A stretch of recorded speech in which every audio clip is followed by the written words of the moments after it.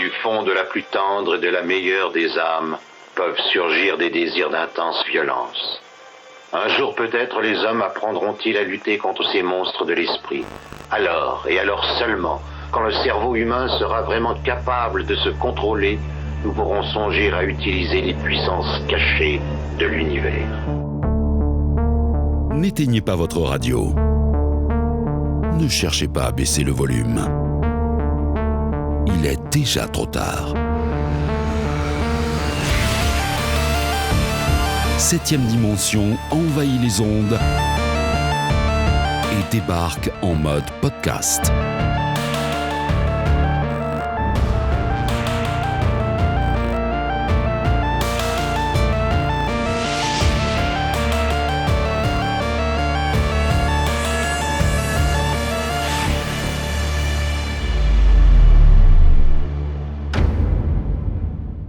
Et bienvenue dans ce nouvel épisode de La Vérif.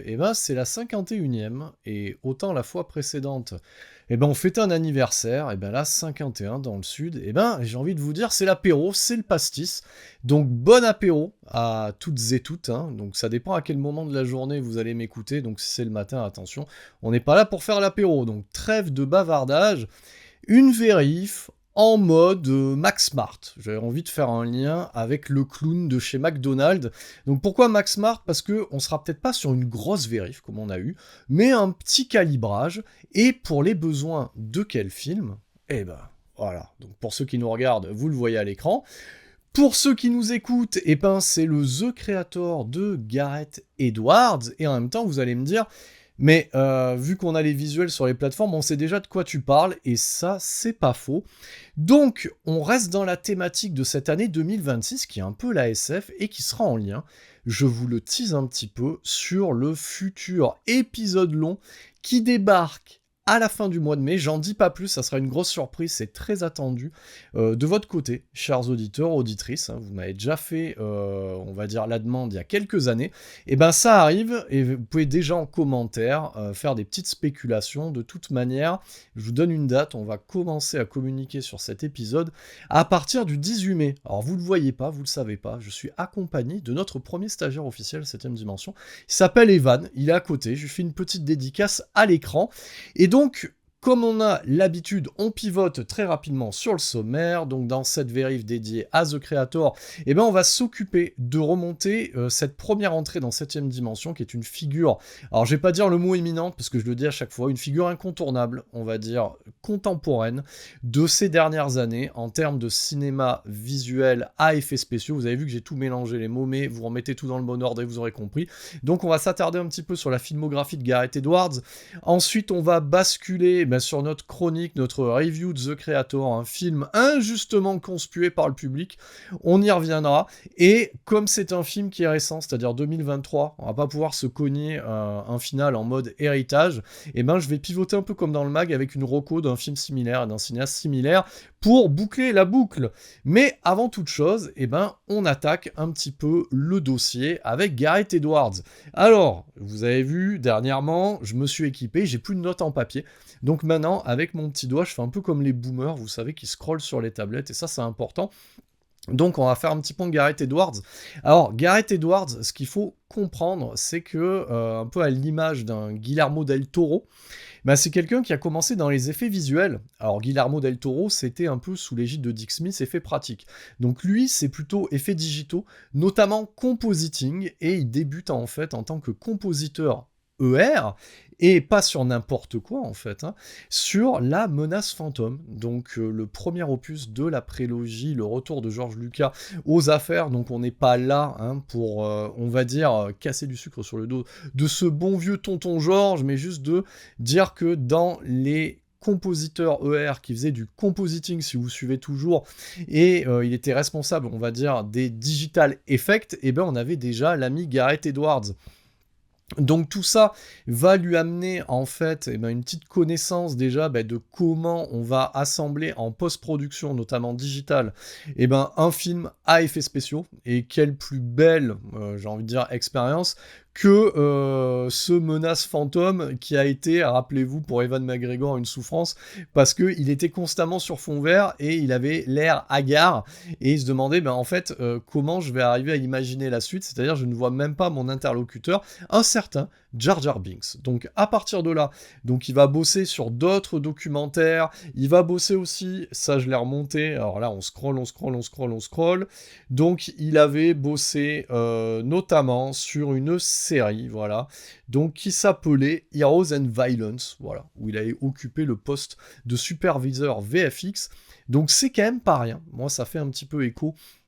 Alors, je suis pas superviseur VFX, mais ça fait un peu écho, on va dire, à mon expérience dans la post-prod, et de se dire que, dans le milieu nord-américain, quand on met un pied dans les effets visuels, on peut, si on serre les bonnes mains, si on côtoie les bonnes personnes, passer soi-même à la réal, et notamment sur une première œuvre qu'il va livrer en 2010, et cette première œuvre, c'est Monsters. Donc Monsters, je pense à nos plus jeunes auditeurs, auditrices, c'est encore à l'heure actuelle sur Prime Video. Donc il y en a deux, la deuxième qui s'appelle Dark Continent, donc ça c'est une séquelle. Alors il le produit, donc c'est pas lui qui le réalise, mais le premier Monsters est disponible sur Prime Video, donc je ne peux que vous enjoindre. Ah, c'est un mot compliqué, on aime bien ici même. Donc petite dédicace à notre directrice de marque, qui est éminente sur LinkedIn, et on lui fait des remarques sur les mots compliqués qu'elle poste. Donc moi je dis vive les mots compliqués. Donc je vous enjoins, je remets le mot, à aller sur Monsters. Donc Monsters, comme son nom l'indique, il y a des monstres à l'intérieur, et déjà on a, comme dans un premier film, en prémisse, on va dire, les forces qu'on peut retrouver dans une œuvre de Gareth Edwards et qui la rend immédiatement identifiable. C'est quoi ? C'est-à-dire qu'il va reprendre un petit peu le côté caméra-épaule documentaire de Michael Mann, et oui, on cite encore Michael Mann, et le réinjecter pour amener une forme d'immédiateté. Et il va réutiliser son passé qui est toujours actif, en tant que truqueur visuel, notamment côté digital, et ça va permettre d'amener en fait ce qu'on aura dans son film suivant, qui est Godzilla, c'est-à-dire d'amener un côté quasi docu, de reprendre un petit peu les codes comme on avait pu le voir visuellement, notamment au niveau des chaînes de news pour le côté 11 septembre, le côté image volée, et amener une sorte de véracité à cette première œuvre qui débarque en 2010, qui s'appelle Monsters. Donc, alors, j'ai envie de vous dire, les plus haters d'entre vous diraient que c'est assez pauvre en monstres, Monsters, c'est pas faux, mais chaque apparition est plutôt bienvenue, c'est plutôt bien mélangé, et il y a un côté un petit peu post-apo, et le pitch est quasiment similaire à la comédie qui s'appelle Evolution avec David Duchovny, et on pourrait même citer le Dreamcatcher, en fait, adapté de Stephen King. Donc, Monsters, c'est une reco, donc allez-y, parce qu'il y a très peu de déchets dans sa filmo, et en même temps, vous allez me dire, il n'y a pas non plus une grosse filmo, donc très rapidement, on lui confie un gros budget en 2014 avec le premier Godzilla, et pour moi, ça a été quand même, on va dire, alors pas un choc, mais une bonne surprise, une pépite, parce que le Kaiju Eiga, côté nord-américain, c'était quand même pas gagné, et il passait derrière le Godzilla de Roland Emmerich sur fond de hip-hop, voilà. Donc P. Diddy aux manettes, un peu de Rage Against the Machine, et beaucoup de CGI et du Jean Reno en roue libre, et du Matthew Broderick aussi. Donc après, c'est vrai que Roland Emmerich, avec le temps, si on le prenait, on le prend premier degré à la sortie du film, il y a de quoi avoir envie de se pendre ou de sauter par la fenêtre, mais si on le considère comme du turbo nanar immédiatement, je vous avoue que je prends un certain plaisir à me remater du Independence Day, du 2012, etc., mais sous cet angle-là, en fait. Un gros truc pachydermique, non-sensique, qui détruit tout sur son passage, et quoi de mieux qu'un lézard géant sur fond de Puff Daddy. Donc voilà, Godzilla, ça faisait, on va dire, le taf en termes de série B tendance Z, et c'est vrai que quand Gareth Edwards, on lui donne le budget, les moyens, quasiment les coups des franches, et je pense aussi à la musique magnifique aussi qui a été composée pour ce film, voilà, faite par Alexandre Desplat, ou Desplat, je pense qu'on dit plutôt Desplat, parce que Desplat, ça fait vraiment, j'ai posé, on va dire, les couverts sur la table. Donc effectivement, ce Godzilla, c'est une bonne surprise, et ce qui est dommage, parce que si sa séquelle King of Monsters, donc le Godzilla 2, tiens, moi je l'aime beaucoup, autant par la suite ça se gâte assez rapidement, et c'est dommage qu'il soit pas revenu. Parce que, bon, dernièrement, on l'a vu quand même sur un Jurassic World, donc il aurait pu refaire une entrée pour essayer de rediriger cette désormais franchise, donc franchise que je consomme, on va dire, avec le même esprit qu'un Roland Emmerich, c'est-à-dire qu'il faut considérer les Kong versus Godzilla ou Godzilla versus Kong, je sais plus dans quel ordre c'est. Alors je crois que c'est Kong X Godzilla. Est-ce que Evan, tu confirmes, qui est à côté de moi? Voilà, t'as le droit de prononcer un mot. Ouais, il confirme. Donc c'est bien Kong X Godzilla. Voilà, donc Kong ayant pris le lead en fait dans ce truc. Alors que au final, on va remettre un peu l'église au milieu du village. Il arrive après. Voilà. Donc et me citez pas Kong Skull Island, hein, parce que c'est quand même pas fameux, même si c'est Turbo Nanar, et rigolo. Donc ça c'est pour Godzilla. Et là, je vais faire plaisir à certaines d'entre vous. Voilà. Parce que il va marquer les esprits du grand public. Alors même si Godzilla, on va dire, a bien fonctionné au box-office, on va dire que le grand public et les amateurs ont vraiment retenu son nom avec ce qui débarque en 2016, qui est le premier spin-off officiel Star Wars, après le rachat de Lucasfilm par Disney, qui est Rogue One. Et encore à l'heure actuelle, Rogue One excuse, parce qu'on le sort souvent du chapeau, j'ai envie de dire, toutes les vilaineries qui ont été faites par l'ogre Disney sur le lore et la saga Star Wars depuis le rachat. Parce qu'à chaque fois, quand vous direz, bah tiens, par exemple, ouais, Solo c'est naze, ou le Mandalorian, bon, une fois sur deux, c'est un peu la petite maison à Paris, allez tiens, une balle perdue pour le Mandalorian avant la sortie en salle, et ben, les trois quarts du temps, on va dire, ouais, mais non, on se pose comme ça, non, mais Rogue One, c'est presque, j'ai envie de vous dire, dans le milieu du droit, voilà, en procédure, j'ai presque envie de vous dire que c'est le mot que je trouve pas, voilà. Donc voilà, jurisprudence, voilà, ça fait jurisprudence. Donc Rogue One, ça se pose là. Pourquoi ? Parce qu'il arrive à capter, on va dire, l'esprit Star Wars, sans qu'il y ait la famille Skywalker, sans qu'il y ait des Jedi. Donc on a la Force, mais sans la Force. Mais il y a quand même de la Force, si vous suivez toujours. C'est censé être un préquel à l'épisode 4, donc c'est assez casse-gueule, hein, c'est un spin-off et un préquel. Donc Rogue One, voilà, parce que c'est pour les fans de Star Wars, donc il y a Rogue Leader qui est prononcé dans Un Nouvel Espoir, Rogue 2, etc. Rogue One, voilà, c'est le pitch de départ. Alors l'idée, c'est pas de faire un épisode sur Rogue One, c'est que on raconte en fait l'histoire de ces plans de l'étoile noire qui sont confiés à la princesse Leia en préambule de l'opus 4. On dit qu'en fait, c'est une équipe de résistants qui s'est sacrifiée pour pouvoir lui donner ces plans-là et permettre à la résistance de détruire l'étoile noire. Donc on raconte tout ce truc-là. Donc ça veut dire qu'en fait, Rogue One, c'est un petit peu comme quand James Cameron, il fait le Titanic. C'est-à-dire qu'on connaît la fin. Mais on ne sait pas le comment, en fait. C'est ça qui est intéressant. Et on va pas se mentir, donc il y a eu des problèmes en coulisses, etc. Il y a eu des reshoots, des réécritures, et ainsi de suite.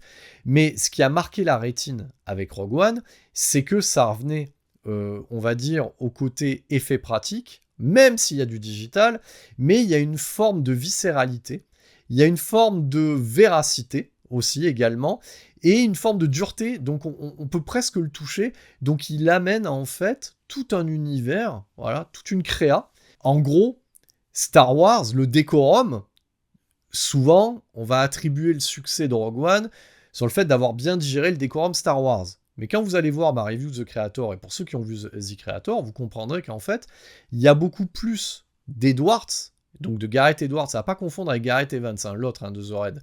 Donc il y a beaucoup plus d'Edwards dans Rogue One que l'inverse au final. Et ça, c'est assez prégnant dans The Creator. Donc une réussite, à savoir que chez Disney, on avait déboursé 4,5 milliards de dollars pour acheter du coup Lucasfilm, la franchise Star Wars et Indiana Jones, et que juste avec l'épisode 7 de Star Wars et celui-là, on avait remboursé la mise de départ. Rogue One, c'est quasiment pas loin d'1,5 milliard de recettes. Voilà. Pour une mise qui est pas folle non plus, hein. Donc on est pas loin des 300 millions de dollars de tête, à peu près. Donc il marque les esprits assez rapidement, et c'est là qu'il va pouvoir se permettre d'avoir les coups des franches pour pouvoir soumettre à la 20th Century Fox. Donc Fox, pas encore racheté non plus par Disney, mais Fox Studio illustre, qui a distribué les premiers Star Wars, donc on raccroche un peu les wagons, sur un pitch de SF original, non adapté, voilà, on va dire, d'une franchise existante, ni d'un livre, donc vraiment une création de A à Z, et qui, on le sent dès le départ, n'appelle pas forcément à devenir une franchise et une suite. Donc j'ai presque envie de dire que c'est une anomalie, voilà, dans le monde, parce que ça a été tourné entre 2021 et 2022, dans le monde post-Covid, et même dans le monde de manière générale, en ce moment au cinéma, c'est quand même une anomalie, voilà, de créer quelque chose de A à Z, de manière complètement autonome, on y reviendra en fait, hein, sur ce côté autonome, indépendant, etc., et le résultat à l'écran, et on finira le point, du coup, Gareth Edwards, avec, le Jurassic World Rebirth, qui est la 4e entrée dans la franchise Jurassic World. Donc, si on compte les 3 premiers Jurassic Park, ça fait 7 films. Donc, le Rebirth, il est arrivé en 2025, il est arrivé après la catastrophe du film précédent, et moi j'ai presque envie de vous dire les 3 catastrophes précédentes, et il a un petit peu tout explosé au box-office, et vous me direz, Eddie, pourquoi il est si génial Gareth Edwards, s'il est si génial que ça, qu'est-ce qu'il vient foutre sur Jurassic World? Déjà, The Creator, on peut le dire, ça n'a pas marché. Voilà. Et j'ai envie de vous dire, en œuvre de commande, combien de réalisateurs illustres, hein, Carpenter lui-même, hein, les Mémoires d'un homme invisible, c'est un film de commande. Donc, à la question, est-ce que j'ai regardé ce 4e Jurassic World? Non, parce que je n'ai vu que 10 minutes du précédent et j'avais envie de me flinguer. Donc, je sais pas si je le regarderai, on verra, il faudra vraiment que je prenne l'avion. Alors déjà, que j'ai la thune pour prendre l'avion et me payer un voyage, et que derrière, je n'ai que ça comme choix. Donc je pense que c'est vraiment le cas de figure où je regarderai ce film-là. Donc il est temps maintenant, comme on en a l'habitude dans la vérif, de pitcher un petit peu ce film-là. Et c'est, pour une fois, je le fais en solo, un peu à l'ancienne, c'est moi qui vais m'y coller. Alors il est temps de répondre à la question que tout le monde a, plus ou moins, la question sur toutes les lèvres, Eddie, bordel, The Creator, ça raconte quoi?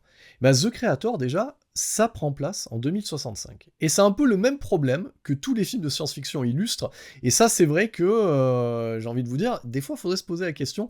C'est-à-dire, ça prend place en 2065. Donc, vous avez compris que le film, il sort en 2023. Là, on est en 2026. On va vite y arriver en 2065. Et c'était le même problème qu'il y avait sur Blade Runner. Et qui sera un problème à résoudre sur Blade Runner 2049, qu'il faudra traiter ici même. Donc, on est en 2065. Et pour citer Morpheus, en cette année-là, enfin plutôt quelques années auparavant, l'humanité, et là je passe en plan large, voilà, bon, pour ceux qui écoutent, tout le monde s'en fout, voilà, l'humanité s'est émerveillée. Devant quoi? Devant la naissance de l'IA. Voilà. Et l'IA, j'ai envie de vous dire, et c'est pour ça que c'est intéressant et ça me fait plaisir de traiter The Creator, parce que c'est peut-être le seul film qu'il traite intelligemment la notion d'IA, parce qu'il va se rapprocher, voilà, des écrits de gens éminents.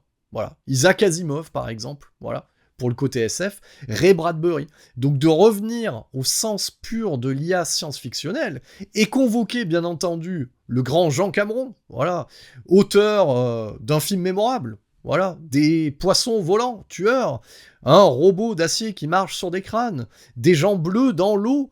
Qu'est-ce qu'il a fait d'autre aussi? Un bateau qui coule. Voilà, et on le savait déjà qu'il coulait ce bateau, mais il coule toujours, et il coule pendant quasiment 4 heures, donc ça c'était un tour de force, et on a donné des Oscars pour ça. Non, j'adore Titanic, mais c'était bien. Et puis aussi des gens dans l'eau, dans une station, et qui voient des extraterrestres, alors que généralement, on les voit plutôt dans l'espace, mais là on les voit dans l'eau, donc c'est incroyable Jean Cameron. Donc on va citer Jean Cameron, on va citer aussi La Matrice, c'est bien de le dire en version francophone, un petit coucou aussi à nos amis du Canada et du Québec. D'ailleurs, j'aimerais vous poser la question, chers amis, chers cousins, moi je vous adore, est-ce que chez vous ça s'appelle Matrice reprogrammée? Pour Matrix Reloaded, voilà, je vous le mets, vous me répondez en commentaire, je veux les titres canadiens et québécois de Matrix. Donc ça va convoquer tout cet univers de SF, et on va avoir quelque chose que j'affectionne tout particulièrement, un petit prologue, voilà, un peu façon Fallout, donc vous verrez qu'on y cite tout, hein.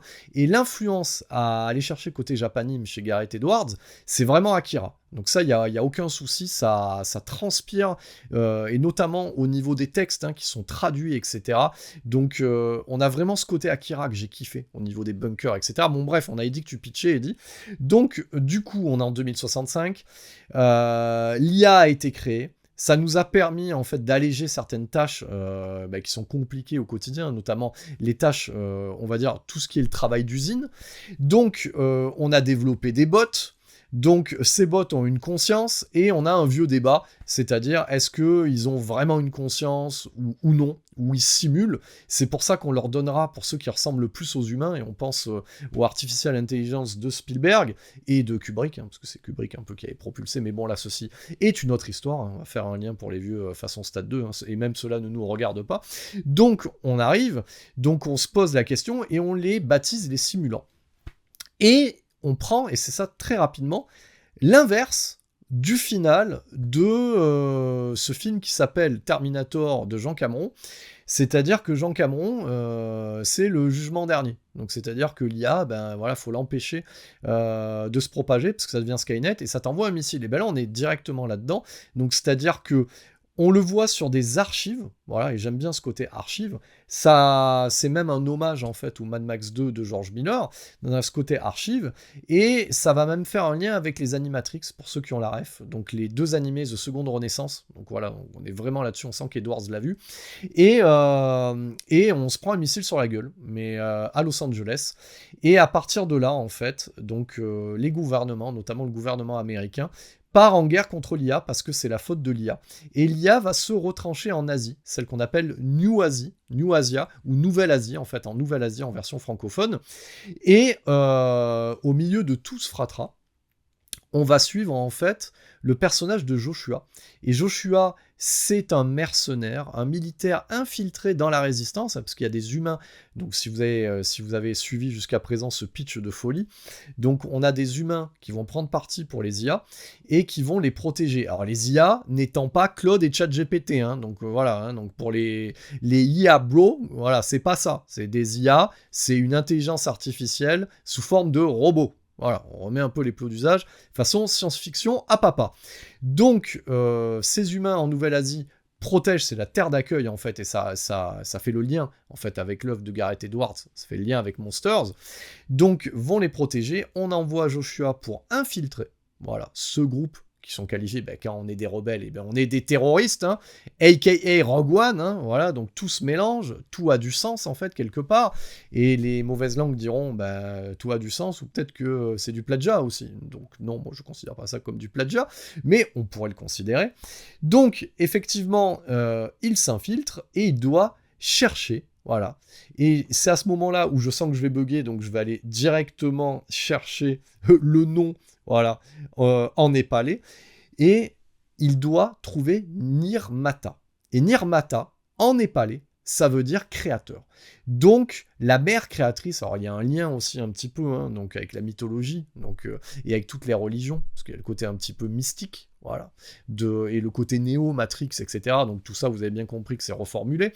Donc, Nirmata, moi je vais pas vous spoiler pour ceux qui l'ont pas vu, donc il va essayer de s'en rapprocher, notamment auprès de sa fille. Et ce qui devait arriver arriva, et c'est là qu'on recroche les wagons avec du Michael Mann, c'est que il s'infiltre, et sauf que il se rapproche en fait de la fille de Nirmata, voilà, et il tombe amoureux, et elle attend un enfant, et à partir de là, comme dans le Miami Vice de Michael Mann, donc vous comprenez pourquoi j'aime The Creator aussi, et là on n'est pas dans le crime 101 ou crime 101 que j'avais chroniqué la dernière fois, donc là les influences à la manière d'un Tarantino sont bien digérées, et là on a peut-être les plus belles scènes aussi relationnel qu'on ait pu voir au cinéma, c'est-à-dire qu'il y a à manger dans ce putain de film, voilà, contrairement à ce qu'on n'a pas dans le MCU où il y a de la romance, c'est tangible, ça se sent, on peut le toucher du doigt, il y a du grain sur l'image, voilà, ça fait envie, c'est presque Marocco façon Top Chef, le plat on a envie de le manger, voilà, c'est pas un espèce de truc tout chiadé, bien propre, et qui aura pas de goût, ni de saveur, là il y a du goût, il y a de la saveur, il y a de l'envie. Tout ça pour vous dire que au final, le moment de vérité, c'est-à-dire que leur petite maisonnette, donc ça c'est le point de départ, est attaquée. Voilà. Donc et on dit souvent les Américains dedans, mais par les forces armées, les US Army. Et là, il lui avait déjà dit en fait que globalement c'était un infiltré. Elle lui dit mais je pensais que tu avais arrêté. Elle est enceinte, tout est hors de contrôle. Elle part au loin et elle se fait bombarder par l'arme de destruction massive inventée par les Américains. C'est pas moi qui le dis, hein, ça s'est dit dans le film. C'est une espèce de station, voilà, ça fait penser à Oblivion, voilà, qui permet de détecter en fait les IA et de les bombarder à distance, comme une espèce de gros drone vénère qui s'appelle Nomad, et là elle se fait exploser, voilà, sous les yeux de son mari. Enfin, mari, je sais pas s'ils sont mariés, en tout cas ils ont une bague, donc bon, on va se dire que dans ce 2065, il y a un engagement. Voilà, c'est important d'avoir un engagement, même en 2026. Donc effectivement, donc pour ceux et celles qui sont engagés, eh ben, félicitations, force à vous. Et on reprend le personnage lessivé. Voilà. Et à noter que sur le personnage principal, je viendrai sur le casting, c'est un personnage augmenté. Donc il y a plein de petites choses en filigrane qui sont assez intéressantes. Et on reprend le personnage désabusé. Et là, vraiment, on a un côté viscéral. On a un vrai background qui permet d'avoir en fait cette figure d'anti-héros cher à Carpenter. On va penser par moments à Snake Plissken aussi. Alors pas dans les grandes largeurs, hein, il n'est pas borgne ni rien, mais il y a ce côté-là un petit peu qui fait plaisir, qui est assez incarné. Et très rapidement, l'US Army vient le recontacter, hein, comme c'est souvent le cas hein, dans ce genre de plot, et lui dit qu'il en a rien à foutre, sauf qu'il lui montre des images de sa femme, qu'elle est encore en vie, et que la mission, en fait, pour aller empêcher de nuire Nirmata, donc vous avez compris toujours le créateur d'IA, l'idée pour le gouvernement, en fait, c'est de supprimer, en fait, cette espèce de dieu hein, quasi mythologique pour les IA, en fait, et qu'il les crée aussi, pour stopper la guerre de l'autre côté, du côté des rebelles. L'idée, c'est de pouvoir détruire le nomade, pour stopper la guerre aussi. Donc on a un peu le même positionnement que peuvent l'avoir les Wachowski, en fait, dans la saga, dans son entièreté, dans la saga Matrix. Donc, très rapidement, l'idée, c'est... Là, je vous déroule que le début, je vais pas spoiler. Et ils doivent détecter un bunker. Dans ce bunker, apparemment, il y a une arme de destruction massive qui a été développée par Nirmata. Une fois sur deux, j'ai envie de dire Nirmita. Hein. Donc, voilà, Nirmata. Et donc, on a une influence très cameronienne, donc très typée Terminator 2, Alien 2, mais surtout Alien 2, avec ces Marines coloniaux, là. Donc, c'est pas des Marines coloniaux, mais avec cette force armée du futur. Ils débarquent dans le bunker, tout le monde se fait plus ou moins saccager. Et derrière les portes du bunker façon Akira, on a un ch'ti enfant. Voilà. Donc, la question qu'on se pose, c'est la première fois qu'on voit une IA enfant. Est-ce que c'est vraiment un enfant? Est-ce que c'est vraiment une IA? Quel est son rôle? Est-ce que c'est ça l'arme? Quel est le lien avec le personnage principal? Où est sa femme? Est-elle toujours en vie? Autant de questions où le film va y répondre au fur et à mesure, mais aller bien plus loin. Voilà, moi, j'en reste là. Donc, à ce stade, et là, on va faire un point casting. Donc, pour incarner le personnage principal, c'est le fils d'un acteur immense du cinéma, et qu'on adore ici même à 7ème dimension, donc le fils de Denzel Washington, John David Washington. Donc, John David Washington, moi, je l'ai aimé d'amour d'entrée de jeu quand j'ai vu Tenet. Parce qu'au départ, quand j'avais vu Tenet, c'était sorti pendant le Covid, etc., j'avais pas pris trop d'infos sur le film pour garder un peu de surprise, et c'est vrai que j'avais pas remonté, en fait, la carrière du fils de Denzel Washington, donc j'avais même pas percuté. Et c'est qu'en le voyant à l'écran, je me suis dit, putain, il y a un truc, oui, il y a marqué Washington, j'avais fait la recherche, et j'ai vu que c'était son fils, et effectivement, j'ai envie de vous dire, la pomme est pas tombée très loin de l'arbre, et quasiment, elle est restée accrochée à la branche, quasiment. Il a, en tout cas moi, dans ce que j'ai vu dans Tenet, un charisme, une physicalité, c'est pas un acteur des plus grands en taille, hein, mais il a une physicalité, un charisme, il bouffe l'écran d'entrée de jeu. Et là, de suite, moi, j'ai coché une case dans ma tête, j'ai mis acteur à suivre pour le futur. On s'y est pas trompé, je vous le dis dès à présent, entre Tenet et celui-là, pour moi, attention, je pèse mes mots, j'ai quasiment la même chose que quand je découvre William L. Peterson dans Le Sixième Sens, donc Manhunter de Michael Mann, et coup sur coup avec Police fédérale Los Angeles. Donc, il a un truc, ce mec-là, pour moi, il a pété l'écran en 2 œuvres, voilà, donc... Affaire à suivre le concernant. On l'avait vu sur HBO dans Ballers, on l'a vu dans Black Klansman de Spike Lee, et dans Malcolm et Marie, donc une romance que j'ai pas vue. Donc du coup, je m'étais noté de la voir, donc du coup, ça sera l'occasion. Je me fais mes propres vérifs aussi, moi aussi mes propres rappels. Donc dans le rôle de Joshua, le rôle principal, donc vraiment pépite, donc il fait le job. Dans le rôle du ch'ti enfant, qui est une petite fille, nous avons Madeleine Nuna Voiles, voilà, donc je suis obligé de le lire, hein. C'est son premier rôle à l'écran, c'est une révélation, et j'ai envie de dire, elle fait chier, cette gamine, parce que là j'ai fait la vérif en compagnie d'Evan, notre stagiaire, et d'ailleurs envoyez-lui de la force en commentaire, hein, parce que c'est lui qui s'occupe de chapeauter les reels, etc. Il aide notre directrice de marque, donc on l'a jusqu'au milieu, jusqu'à la fin de l'été, voilà, j'allais dire une bêtise, donc on envoie de la force, et je me suis retenu de pas verser une larme, parce que moi qui suis daron, je m'adresse aux darons et aux daronnes, et putain, elle joue bien, elle fait chier. Donc des fois je détournais l'écran pour pas... voilà, elle véhicule de l'émotion, c'est vraiment une trouvaille de ce film-là. Donc elle fait vraiment le job. Dans le rôle de Maya, donc la femme disparue ou pas, on ne sait pas. Gemma Chan, qu'on avait vu dans Captain Marvel et surtout Les Éternels, ce seul film du MCU où dernièrement il y avait des choses à chercher en termes de design, où il y a quelque chose qui a été fait et qui n'aura pas de suite parce que ça n'a pas marché. Voilà. Ensuite, un habitué du cinéma de Gareth Edwards, donc on va avoir Ken Watanabe, parce qu'on l'avait déjà vu, c'est ce bon docteur dans Godzilla, et qui dit très bien Godzilla, voilà, à l'intérieur, qui amène ce truc-là. Donc oui, vous pouvez m'envoyer aussi, je vais créer un Tipeee pour toutes mes imitations, donc vous pourrez me laisser 1 euro à chaque fois, et n'oubliez pas, ma meilleure imitation, ça reste encore les Italiens. Donc, comme vous avez pu le voir dans certains épisodes, d'ailleurs je vous fais une petite reco, Démon 1, Démon 2, allez-y, vous verrez mes imitations italiennes, voilà, c'est digne de Brad Pitt dans Inglourious Basterds. Donc, Ken Watanabe, le dernier samouraï, Batman Begins, Mémoire d'une geisha, Lettre d'Iwo Jima, Inception aussi du Nolan, et Godzilla aussi déjà de Gareth Edwards, donc ça je l'avais déjà dit, mais on le redit, voilà, il y a plusieurs Godzilla, et il m'a fait verser une larme dans le dos. Dans le 2, donc voilà, je veux pas non plus spoiler pour ceux qui n'ont pas vu ça. Donc voilà, et dans le rôle de l'opposition, hein, parce qu'il y a des vilains ricains, voilà, j'ai presque envie de dire le versant négatif du rôle de Linda Hamilton dans Terminator, une Sarah Connor des US Marines. Donc on a Allison Janney dans le rôle du colonel Howell, et elle a la peau dure, hein. On l'a vu dans À la Maison Blanche, Juno, La couleur des sentiments, et moi, Tonya. Donc, voilà pour le casting. Donc, film sorti en 2023, 2h13 de métrage, et il y a de quoi manger à l'intérieur, et on frôle pas l'indigestion. Budget, pas loin de 80 millions de dollars. Dans les sources, on n'est jamais d'accord. Un coup, c'est 65, un coup, c'est 75, des fois, c'est 85.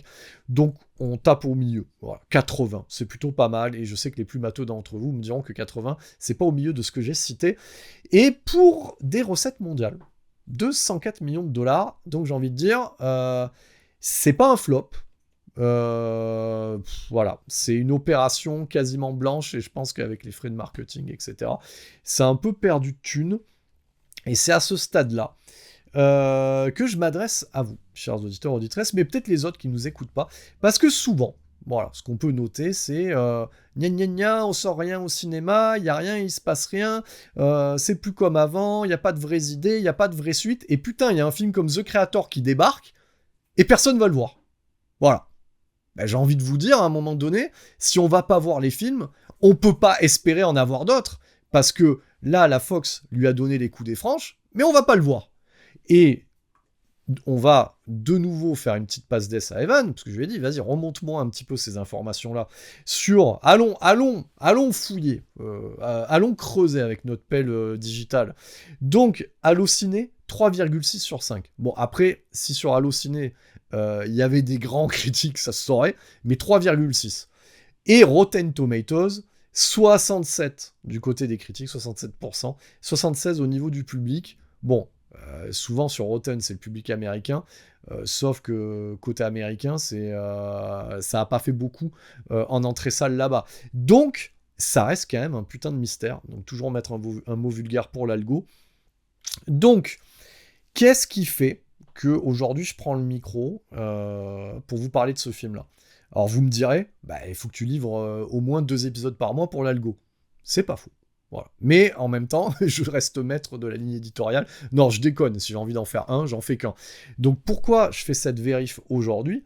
Parce que je considère qu'elle est d'utilité publique. Pourquoi ? Parce que le cinéma qu'on défend ici même, on pourrait avoir la facilité, ça serait de dire, c'était mieux avant. Oui, mais aujourd'hui, il y a des trucs qui déglinguent.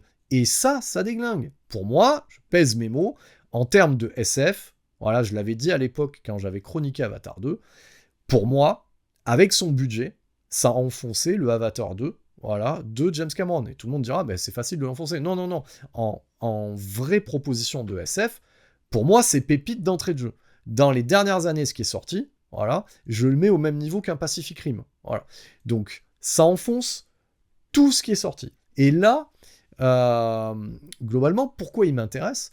C'est parce que Gareth Edwards, avec sa petite caméra, ses petits doigts, et du coup, beaucoup d'énergie, démontre quelque chose. Et qu'est-ce qu'il démontre ? Et là, je vous enjoins, voilà, parce que du coup, sur ce fabuleux Blu-ray, parce que alors là, on est vraiment sur une édition, tu sens que le truc n'a pas marché, déjà. Voilà, pour ceux qui ont la vidéo. Voilà. Alors, je fais tout dans le désordre. Hein. On a un truc en bleu qui est même pas le bleu du Blu-ray classique, hein, qui est plein, on n'a même pas le droit de la transparence. Du coup, au niveau de la sérigraphie, je l'oriente comme ça face à la caméra, ça te brûle les yeux si tu veux voir le titre, et c'est le minimum syndical, et même si vous regardez là sur la partie bonus, il y a un seul bonus, c'est le making-of. Heureusement, il est bien fait parce qu'il y avait pensé. Donc on a un vrai putain de making-of de 55 minutes, donc ça c'est cool, le master est propre, c'est la moindre des choses pour une sortie 20th Century Fox, mais là où je voulais en venir, c'est que ce film-là, c'est une vraie profession de foi.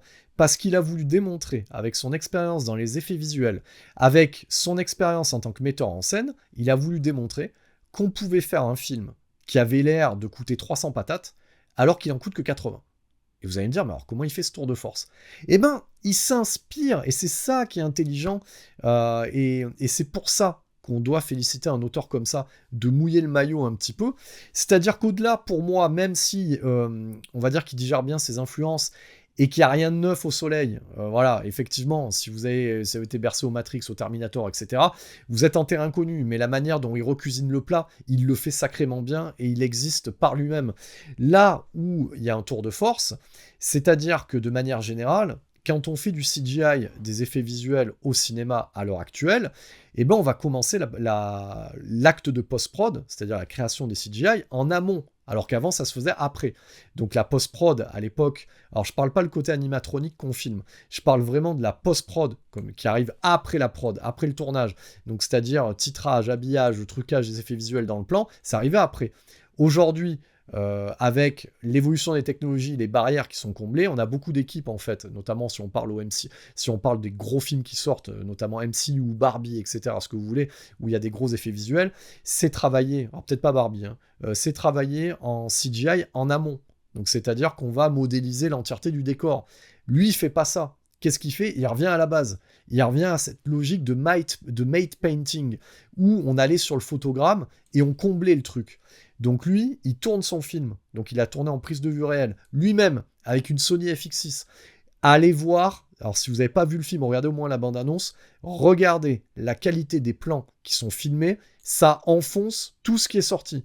Voilà, en termes de profondeur, d'éclairage, de sens du cadrage, quand il pose sa cam, le mec, il a réfléchi avant, et c'est des tableaux de maître. Je ne plaisante pas, même dans mon salon en Blu-ray, et j'étais encore subjugué par les panoramas, les choix de cadrage, le positionnement, la profondeur de champ, tout ce qui fait qu'on appelle ça mise en scène et choix.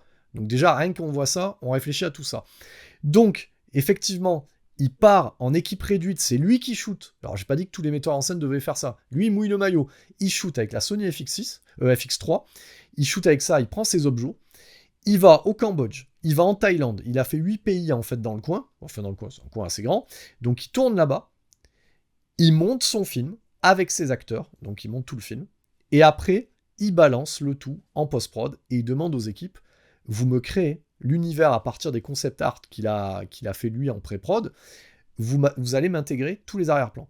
Mais vous ne me créez pas l'entièreté du décor. Donc ça veut dire qu'ils ont un fil conducteur, ils ont le rapport d'échelle, ils travaillent à partir de l'ours en montage, et à partir de là, on peut diminuer les coûts.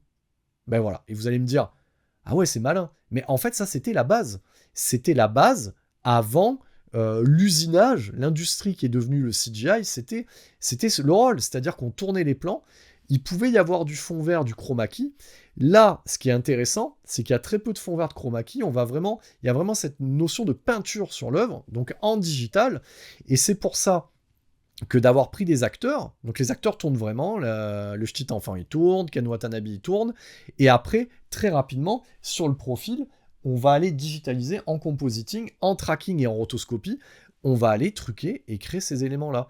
Donc voilà, donc par le passé, rappelez-vous, on a dépensé des millions de dollars pour utiliser cette technique-là, pour enlever la moustache d'un certain Henry Cavill sur le Zack Snyder, non, j'allais dire Zack Snyder, le Josh Whedon Justice League, on a lâché des millions pour faire ça. On peut le faire déjà sur les effets visuels sans aller générer tout l'environnement avant. Donc il y avait déjà ce raisonnement. Pareil pour un Paul Walker, paix à son âme. On a cette technique aussi, bon, ça c'est encore un autre débat, mais pour coller un autre visage par-dessus. Pourquoi on composite pas, c'est le terme, pourquoi on ne fait pas ça de manière générale, voilà, systématiquement, ça permettrait de diminuer les coûts, de laisser la liberté au réal de pouvoir tourner, choisir ses focales, ses plans, etc. La vraie question que pose The Creator, quand on voit le résultat, et je vais vous la soumettre, vous pourrez répondre en commentaire, peut-être qu'aussi les réals dont j'ai parlé quand je cite MCU, peut-être qu'en fait, une fois débarrassés de cette sécurité, en fait, de tout ce qui est fait en CGI, peut-être qu'ils savent pas cadrer. Elle est peut-être là, la vraie raison. Voilà, moi je vous soumets l'idée. Alors, j'adore Zack Snyder, mais quand on voit ces Rebel Moon, on peut se poser fortement la question. Voilà. Donc là, on pivote en sens inverse, on revient à l'origine de ce que c'est que shooter une œuvre, voilà, avec un scénario, déjà, alors, qui s'écrit pas au tournage, mais qui est déjà écrit, les repérages, le storyboard. Donc quoi, le storyboard, on shoot et après on composite derrière. Voilà, ton film, quand il sort, ben, il a la gueule d'un film à 300 patates. Et ça se pose là, le réalisateur est en pleine possession de ses moyens, on a une pépite. Donc c'était bien de faire un point sur ce tour de force-là. Qu'est-ce qui plaît aussi dans ce film-là ? Ben, c'est que c'est de la vraie hard SF. Voilà, ça va convoquer des figures. Voilà, si vous avez aimé les Matrix, les Terminator, Akira, tout ce côté-là, putain, vous êtes en terrain connu et ça fait plaisir parce que la moindre tech à l'écran, d'un écran intégré, tout est valable. Il s'est posé les bonnes questions comme à la Cameron, ça peut fonctionner, ça peut marcher, c'est utile. Sans vous spoiler, parce que comme c'est un film récent et je sais que beaucoup ne l'ont pas vu, voilà, je vous réserve. Moi, en tout cas, je vous dis ce film-là, voilà, pour vous donner un indice, ce film-là, il a beaucoup de cœur et ça se conclut là-dessus. Et moi, c'est un plaisir de vous partager toute cette envie que j'ai eue sur ce film-là. Et pour moi, en tout cas, c'est quelque chose que je reverrai régulièrement. Pour moi, il rentre au panthéon des œuvres de SF de ces 10 dernières années, qui sont pour moi des pierres angulaires. Voilà, il est temps de le dire, il est temps de le poser, et de prendre des films contemporains, de les poser là comme des pierres angulaires, et de dire non, voilà, il y a des choses qui se font. Voilà, le mag est là pour ça, un autre format, et pour aller dénicher ces pépites qui sortent en salle et les mettre en avant. Celui-là, il faut le mettre en avant, et c'est là qu'on va arriver à la finalité, l'héritage. Voilà, vous avez compris, l'héritage, c'est que ça fait un flop, et que personne ne l'a vu. Mais moi, ça m'a fait penser à une autre œuvre de SF, un autre cinéaste, et là on pivote, et c'est Neil Blomkamp. C'est un peu ce que fait Neil Blomkamp dans la SF, quand il arrive avec District 9, et ensuite il confirme avec Elysium, on parlera pas de Chappie, mais effectivement, District 9, c'était une claquasse, comme l'était The Creator, c'est le mot que je cherchais. C'était pas choc, c'était la claque dans la gueule. Donc The Creator, c'est une claque dans la gueule, et District 9, ça l'était. Lui, il amenait ce côté cadrage épaule, très manien, etc. Parce que Neil Blomkamp, il vient des FX. Voilà, il y a l'influence du jeu vidéo aussi, donc faut pas l'oublier. Et c'est pareil chez Gareth Edwards, ils doivent avoir à peu près le même âge. Donc il y a les mêmes influences. Donc voilà, donc la reco à vous faire par rapport à cet épisode de la Vérif. La première, District 9, si vous l'avez jamais vu, allez-y. Voilà. Et le deuxième, c'est Elysium, voilà, le Elysium de Neil Blomkamp avec Matt Damon, voilà, et c'est un sacré bon film, un gros morceau de SF, donc on y va, On se fait plaisir, donc n'hésitez pas à nous faire des remarques en fait sur nos formats dans le répondeur, c'est fait pour ça, hein, c'est pas un vieux téléphone, hein, il y a un lien, allez dans l'arbre à lien, vous verrez, il y a un lien, vous pouvez nous laisser un message, on vous répond, on vous passe en fin d'épisode, n'hésitez pas à liker, on pense à s'abonner aussi, voilà, Gareth Edwards, si vous voulez enregistrer un message pour vous dire de vous abonner, du genre, hey, what's up kids, guys, it's time to, voilà, bref, en anglais, voilà, ça on n'a pas pu le faire, hein, parce que voilà, il est pris aussi aujourd'hui, hein. Donc, vous retenez, c'est la vérif. La vérif, c'est quoi? C'est notre format un peu random qui permet d'aller chercher des films, de les remettre en avant. Pourquoi? Parce que notre créneau, à nous, bordel de merde, c'est le cinéma de genre, et c'est le vôtre. Merci pour votre écoute. Nous vous redonnons maintenant le contrôle de votre appareil de télévision jusqu'à la prochaine émission de 7e dimension en mode podcast.